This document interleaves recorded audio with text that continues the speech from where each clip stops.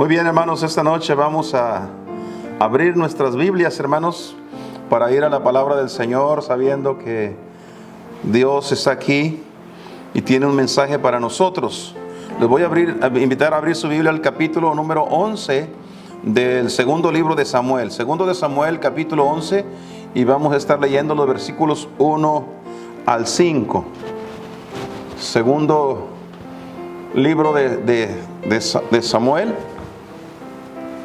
capítulo número 11, versículos del 1 al 5, hermanos, por favor. Vamos a ponernos de pie para leer con reverencia la santa palabra de Dios. Voy a leer en alta voz, hermanos, me siguen con su vista. Dice: y aconteció a la vuelta de un año, en el tiempo que salen los reyes a la guerra, que David envió a Joab y a sus siervos con él y a todo Israel, y destruyeron a los amonitas y pusieron cerco a Raba, mas David se quedó en Jerusalén.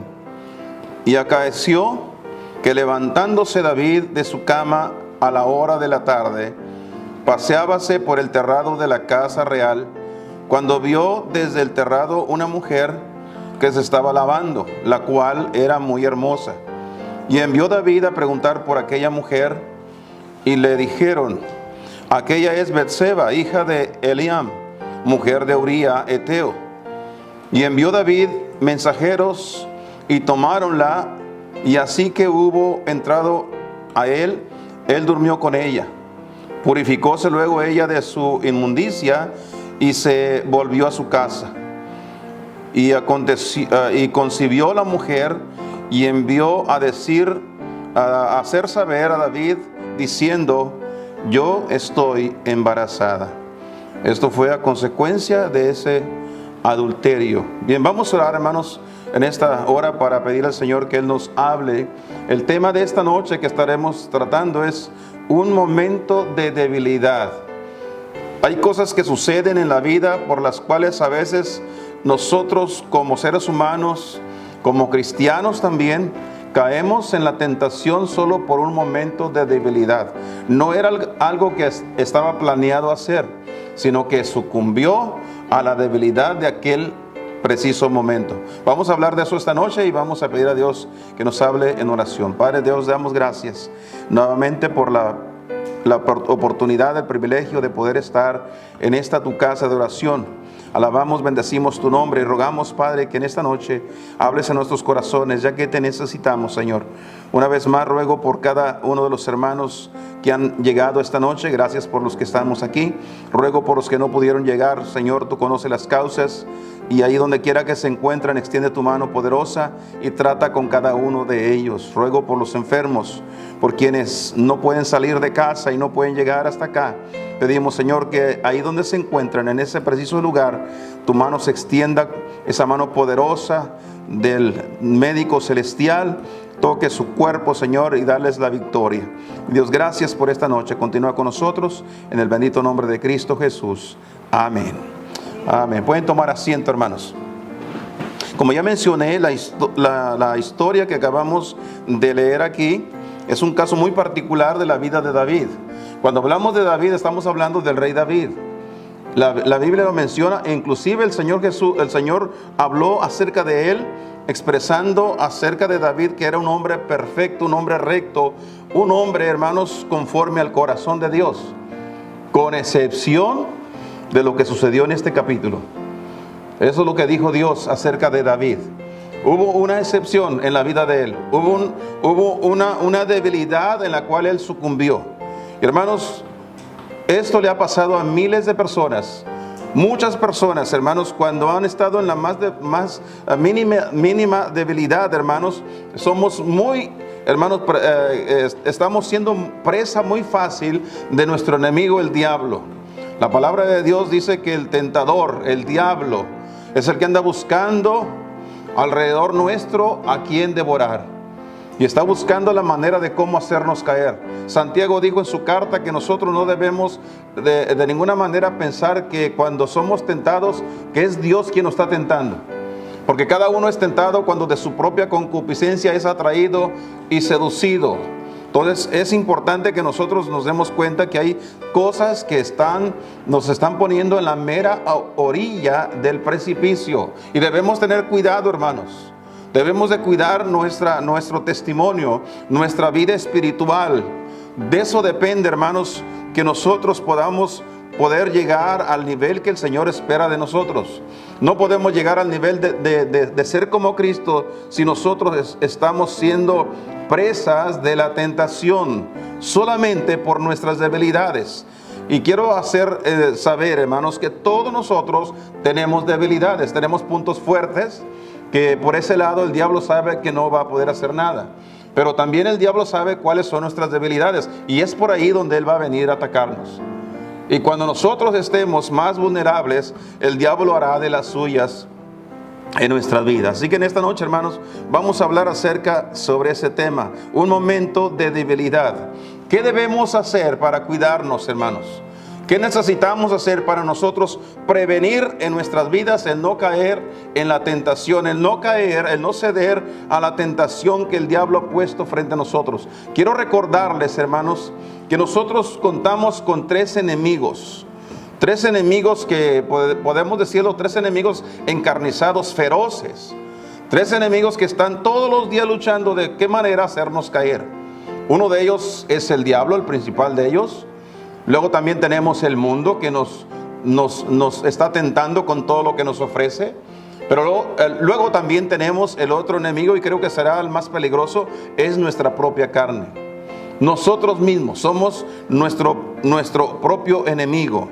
Entonces es importante que nosotros conozcamos qué cosas son las más frágiles de nuestra vida, cuáles son nuestras debilidades para que no sucumbamos a la tentación del pecado. En primer lugar, hermanos, que vamos a ver, primeramente, quiero que veamos varias cosas que el Señor nos recomienda en su palabra para que nosotros no caigamos en ninguna debilidad. La primera cosa que quiero hacer mención es, nunca se permita, hermanos, si no quiere caer en la tentación, en alguna debilidad, nunca se permita estar demasiado hambriento. Sonó medio raro eso, ¿no, hermanos? Pero déjenme decirle que cuando la persona tiene hambre, yo no sé si ustedes lo habrán notado, cuando va usted a la tienda, usted iba en su mente con lo que quería traer de la tienda. Fue al mercado, se mete usted a la tienda, trae su canasta donde va a poner sus cosas, y usted ya trae en mente lo que va a traer. Pero cuando sale, trae mucho más de lo que usted pensaba traer. Sucumbió a la tentación de lo que estaba enfrente, solo porque tenía hambre. Todos los expertos dicen que antes de ir a surtir la despensa, primeramente coma en casa. Váyase bien comido, porque si usted va con hambre a la tienda, todo se le va a antojar. Todo. Entonces eso es exactamente lo que Dios quiere que evitemos nosotros. La debilidad, hermanos, por no alimentarse bien, por no estar bien alimentado. Miren lo que dice, hermanos, allá por el capítulo 4 del Evangelio según San Mateo. Vamos al Evangelio según San Mateo en el Nuevo Testamento y veamos el capítulo 4 para que usted se dé una idea de lo que estamos diciendo, hermanos. El diablo no escatima personas para tentarlo. Y en este caso vamos a ver la tentación que el diablo le puso enfrente al Señor Jesucristo. El versículo 1 dice: entonces Jesús fue llevado del Espíritu al desierto para ser tentado del diablo. ¿Sí se dio cuenta quién lo va a tentar? El diablo, hermanos. Y habiendo ayunado 40 días y 40 noches, después, ¿qué pasó con él? Tuvo hambre. Y cuando él tuvo hambre, se llegó, dice, y llegándose a él el tentador, cuando él tuvo hambre, el diablo esperó los 40 días. Él no lo tentó el primer día, lo tentó en el día 40, cuando tuvo hambre.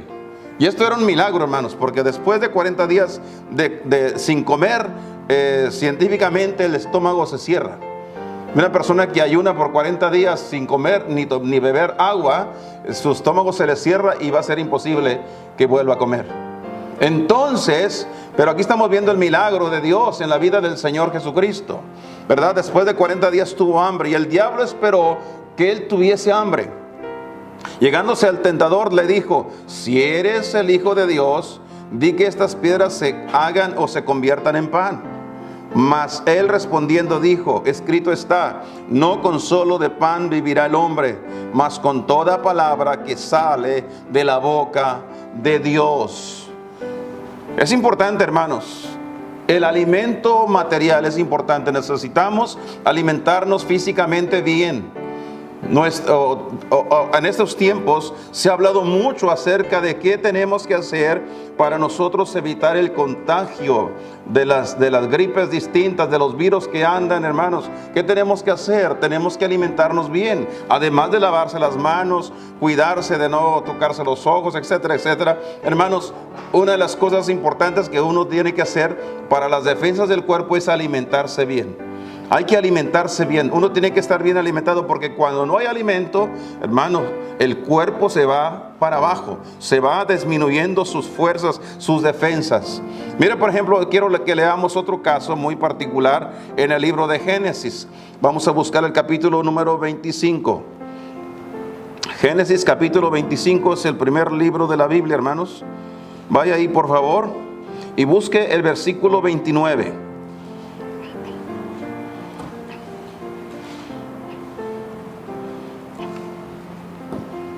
Y guisó Jacob un potaje, un platillo, y volviendo Esaú del campo, cansado, dijo a Jacob: te ruego que me des a comer de eso bermejo, pues estoy muy cansado. Por tanto, por tanto fue llamado su nombre Edom, que quiere decir rojo o colorado, como usted lo quiera llamar. Pues ese era el nombre del color que tenía su piel, pues era rojizo, era el color de que tenía el alimento, y el alimento fue lo que ocasionó que se le quedara el apodo de Edom. Y de ahí vienen los edomitas. Usted se encontrará esa historia más adelante, hermanos. Pero en fin, entonces aquí encontramos un acontecimiento muy escalabroso en la vida de Esaú. Y Jacob le respondió para poderle dar el platillo que él quería. Dice: véndeme en este día tu primogenitura. Entonces dijo Esaú: he aquí yo me voy a morir, ¿para qué pues me servirá la primogenitura? Y dijo Jacob: júramelo en este día. Y él le juró, y vendió a Jacob su primogenitura. Le vendió su primogenitura, la bendición de ser el primero, hermanos. Según la tradición, el hijo mayor, el primogénito, recibía la doble bendición de la herencia de su padre, por ser el primero, por ser el primer hijo. Y este Esaú no le importó solo por un plato de comida.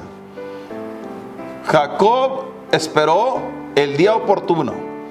Él esperó el día. Él sabía que a su hermano le encantaba la comida, y se fue al campo y anduvo por todo el día en el campo, y él sabía que iba a regresar en la tarde cansado. Y Jacob preparó el platillo que le encantaba a Esaú, su hermano. Y ahí encontramos la historia, hermanos. ¿Cómo fue que perdió su primogenitura? ¿De qué manera la despreció? Solo por un plato de comida. Un plato de lentejas, hermanos. Es lo que tenía guisado en aquella ocasión Jacob. Y él sabía que a su hermano le encantaban las lentejas, así que pues no había manera. Y Esaú no lo pensó. Él dijo simplemente: ¿para qué me sirve la primogenitura? Me voy a morir igual. Así que véngase para acá el platillo. Hermanos, tenemos que tener cuidado con la debilidad física. El tener hambre nos hace cometer muchos errores.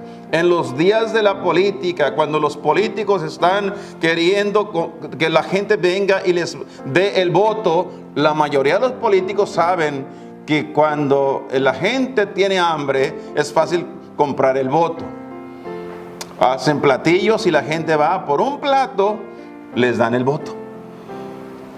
Votan por algo que a veces es contraproducente, es contra sus propias ideas, sus propias creencias, pero solamente por un plato. Hermanos, necesitamos tener cuidado. Las debilidades nuestras nos llevan a cometer graves errores.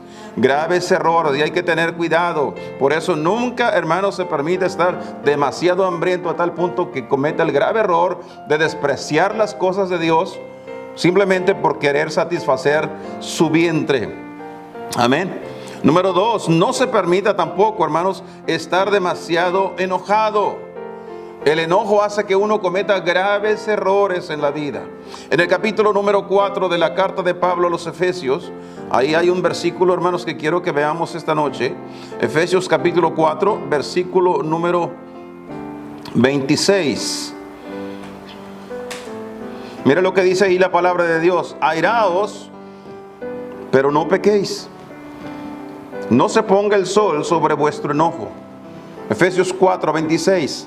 Airaos. En otras palabras, Dios nos está dando el permiso que debemos de enojarnos. Ahora, debemos enojarnos con lo que debemos enojarnos. Debemos enojarnos con la injusticia. Amén. Debemos enojarnos contra el pecado. Pero que nunca sea demasiado nuestro enojo, nuestro coraje, que esto nos haga caer en pecado, hermanos. Amén. Por esa razón tenemos que tener cuidado con nuestro enojo.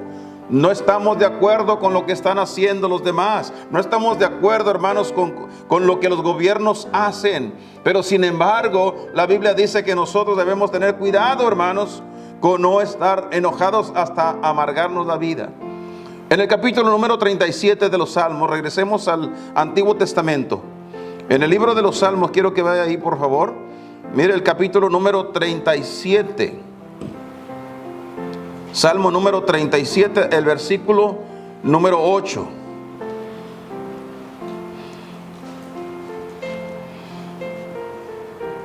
Dice el versículo: déjate de la ira, déjate de estar enojado y depón el enojo, desecha tu enojo. Ya te enojaste, primero comenzó con una ira que te estaba molestando y luego te enojaste. Y dice el Señor: deséchalo. Hay que deshacerse del enojo. No te existes en manera alguna a hacer lo malo.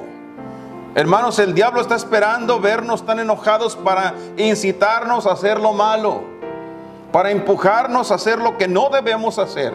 Por esa razón debemos de tener mucho cuidado con nuestro enojo. El enojo nos descontrola. Al estar enojados, hermanos, nosotros corremos el riesgo de decir cosas o de hacer cosas que no deberíamos de hacer. Cosas de las cuales después nos vamos a lamentar.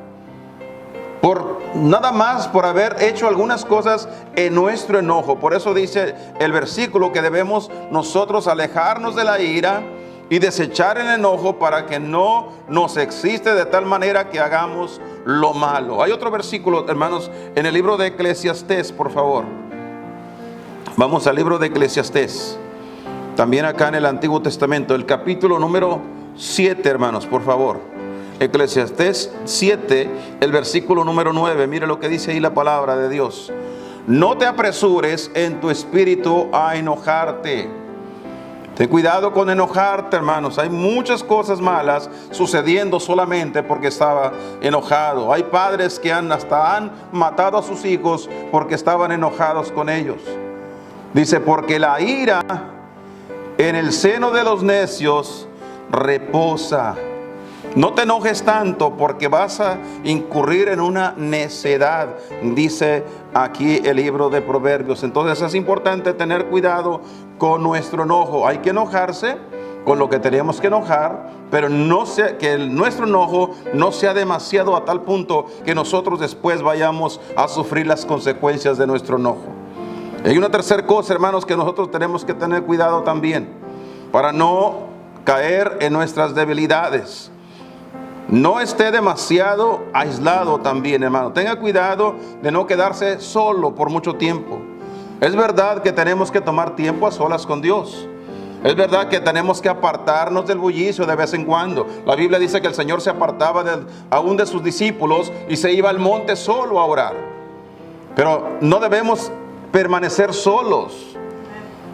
Los solitarios corren mucho peligro. La gente sola está en grave peligro, hermanos. Al principio, cuando Dios hizo al hombre, allá en el libro de Génesis, vaya ahí por favor, el capítulo número 2, Génesis 2, y mire usted lo que dice ahí el versículo número 18. Génesis 2, 18. Y dijo Jehová Dios: no es bueno que el hombre esté solo. Génesis 2, 18. Le haré ayuda idónea para él. Es ahí donde surgió la idea de hacer una mujer. El hombre no debería estar solo. No es bueno. No es bueno, hermanos. Y me gusta lo que dice el texto, porque aclara algunos puntos aquí, algunos detalles.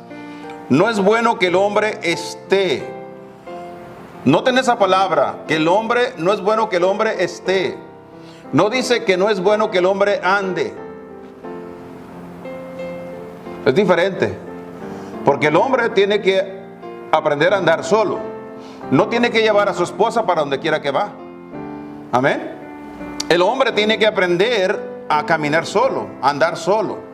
Pero aquí hace referencia, dice el texto, hermanos, que no es bueno que el hombre esté solo, que se quede solo, que esté, hermanos, aislándose de los demás, que no quiera compañía, que no quiera a nadie con él. Eso es a lo que se refiere. No es bueno que el hombre se meta en su caparazón como la tortuga y viva solo. No es bueno, hermanos. Porque acuérdese que el diablo anda buscando a quien devorar y va a encontrar al que anda solo. Cuando uno está solo, hermanos, es más propenso a caer. Por eso el Señor dice, hermanos, que el hombre necesitaba tener una ayuda idónea para él. Alguien que lo acompañara. La ayuda idónea, hermanos, se refiere a la esposa, la esposa, la compañera, la amiga, la que lo entiende al hombre. Pero luego Dios nos dio una sociedad donde vivimos, hermanos, rodeados de otras personas que son las personas que Dios tiene para ayudarnos a nosotros en nuestro diario vivir. Personas que van a ser parte de nuestra propia vida, que nos van a ayudar a levantarnos, hermanos. Gloria a Dios por ello. Mira el capítulo número 4 de Eclesiastés. Regresamos a Eclesiastés. Y mire lo que dice aquí la palabra del Señor. Capítulo número 4. El versículo número 8, por favor. Hasta el verso número 12. Dice: está un hombre solo y sin sucesor, que ni tiene hijo ni hermano, mas nunca cesa de trabajar, ni sus ojos se hartan de sus riquezas, ni se pregunta: ¿para qué o para quién trabajo yo? Y defraudo mi alma del bien. Mire, hermanos, apartarse de la sociedad, apartarse de las amistades, apartarse de los hermanos es un fraude. Estamos defraudando la amistad que Dios formó dentro de la sociedad. También esto es vanidad y duro trabajo. Y luego el 9 dice: mejores son dos que uno, porque tienen mejor paga de su trabajo. Porque si cayeren, el uno levantará a su compañero. Mas ay del solo, que cuando cayere no habrá segundo que lo levante. También si dos durmieren juntos, se calentarán. Mas ¿cómo se calentará uno solo? Y si alguno prevaleciere, si alguno viniere en contra del uno, dos estarán contra él, y cordón de tres dobleces, que dice, no fácilmente, no presto se rompe. Se necesita la armonía, el compañerismo de los hermanos de la iglesia. Los hermanos no deberían apartarse de la iglesia, no deberían separarse, no deberían de dejar de estar en la iglesia, hermanos. Porque cuando se quedan solos, entonces están en grave peligro. Las debilidades comienzan a hacerse más grandes, hermanos. Mira lo que dice en la primera carta de Pablo a los Corintios, en el Nuevo Testamento. Primera de Corintios capítulo 1 y el versículo 10. Os ruego pues, hermanos, por el nombre de nuestro Señor Jesucristo, que habléis todos una misma cosa, y que no haya entre vosotros disensiones.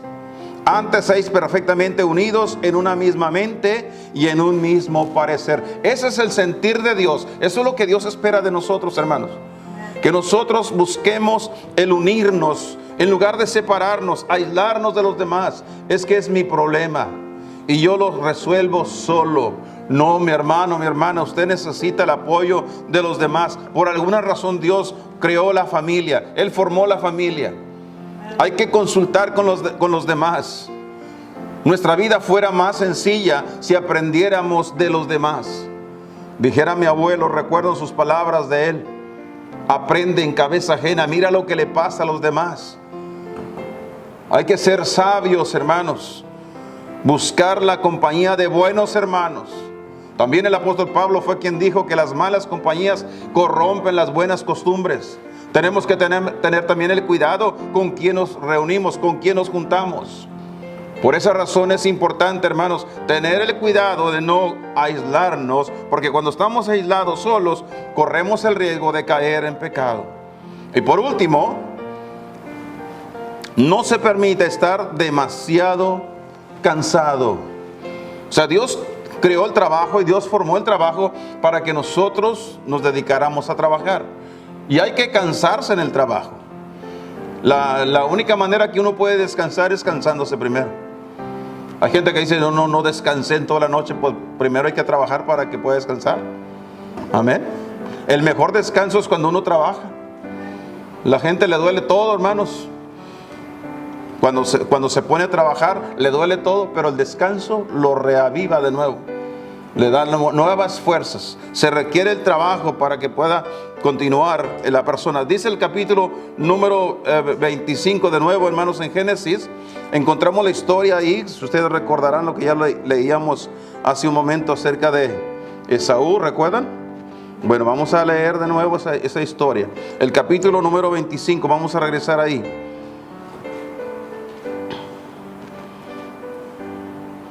Mira lo que dice ahí la palabra del Señor.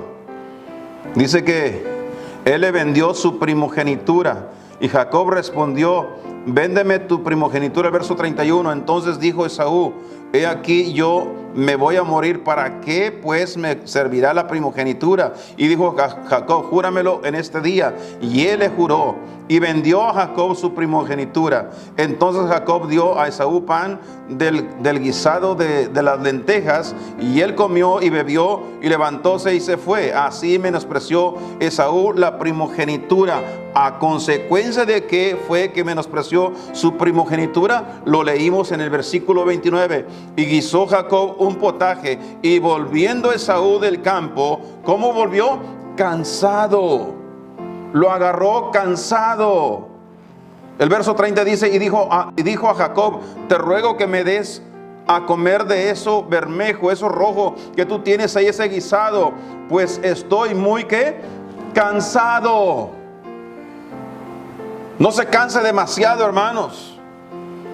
Alguien dijo un dicho lo veo yo que es un dicho muy bueno, muy propio, muy apropiado para mencionarlo en esta parte. Debemos de cansarnos en la obra de Dios, pero nunca debemos cansarnos de la obra de Dios. Hay gente que ya está cansada de la obra de Dios. Ya están cansados de ir a la iglesia. Están cansados de leer su Biblia. Están cansados de orar. Están cansados de los mensajes del pastor. Están cansados de testificar. Ya se cansaron. Están cansados de ofrendar. Están cansados de dar para misiones. Se han cansado ya. Y cuando están cansados, están en el mero borde del precipicio. Están a punto de caer, hermanos. El diablo los agarra cansados. Mira lo que dice Pablo, hermanos, a los Gálatas, por ejemplo, en el Nuevo Testamento, Gálatas capítulo 6, un versículo muy conocido también, Gálatas 6, 9, ahí donde dice: no nos cansemos, hermanos, no nos cansemos pues de hacer el bien, que a su tiempo segaremos si no hubiéramos desmayado. Hay muchos que ya desmayaron, se cansaron y desmayaron y perdieron la bendición de Dios, perdieron la cosecha. Estamos viviendo en ese tiempo de donde debemos de seguir todavía metiendo nuestra mano a la obra de Dios, trabajando en la obra del Señor. El versículo 9 que acabamos de leer, hermanos, nos ayuda a entender por qué nosotros seguimos todavía trabajando. Porque la Biblia nos dice que no debemos de cansarnos nunca de hacer el bien. Debemos de seguir haciendo el bien. Damos para misiones, apoyamos la obra misionera y lo vamos a seguir haciendo porque no nos debemos de cansar. Amén. Hay otro versículo que se encuentra en la segunda carta a los tesalonicenses. Por favor, vaya ahí. La segunda a los tesalonicenses, capítulo número 3 y el versículo número 13. Mire lo que dice aquí también el apóstol Pablo. Y vosotros, hermanos, no os canséis de hacer el bien. No se cansen, hermanos, de hacer el bien. Sigan haciendo lo correcto. Sigan haciendo lo correcto, aunque todos hagan lo contrario. Usted siga haciendo lo que es correcto. Amén, hermanos. Porque esta es la bendición de nosotros. Es nuestra bendición. Y en la carta a los Hebreos, capítulo número 12, por favor. Hebreos, capítulo 12. Mira lo que dice ahí la palabra del Señor, versículo 3.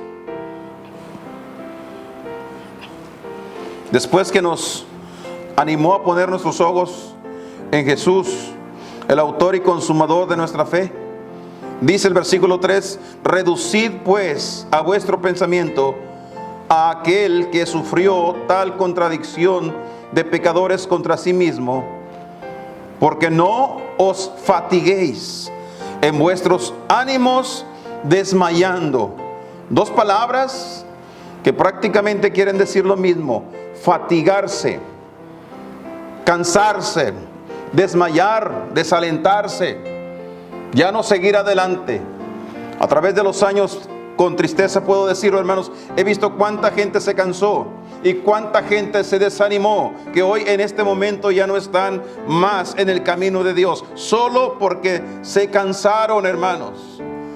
Nosotros pudiéramos preguntar: ¿hasta cuándo, hermanos, tengo que seguir leyendo mi Biblia? ¿Hasta cuándo? La palabra de Dios en Hebreos capítulo 4, hermanos, nos dice que nosotros debemos de leer la palabra de Dios porque es viva. Es viva, hermanos. Y es eficaz. Necesitamos seguirla leyendo a diario. Mientras estamos vivos, nosotros debemos continuar leyendo la palabra de Dios. Así que no nos cansemos nunca de la obra de Dios. Mira el versículo número 5 de esta misma carta. Estamos en el capítulo 12, versículo 5. Y estáis ya olvidados de la exhortación que como hijos habla con vosotros, diciendo: hijo mío, no menosprecies el castigo del Señor, ni desmayes cuando eres de Él reprendido. No desmayes, no te desalientes, no te desanimes y no te canses. Es lo que está diciendo el escritor de Hebreos, hermanos. Debe de seguir, hermanos. La reprensión es necesaria. Muchas veces Dios nos reprende. A algunas personas no les gusta la reprensión. Es la razón por qué no quieren ir a escuchar la predicación del predicador, porque nos va a reprender y no queremos que se nos diga lo que tenemos que hacer.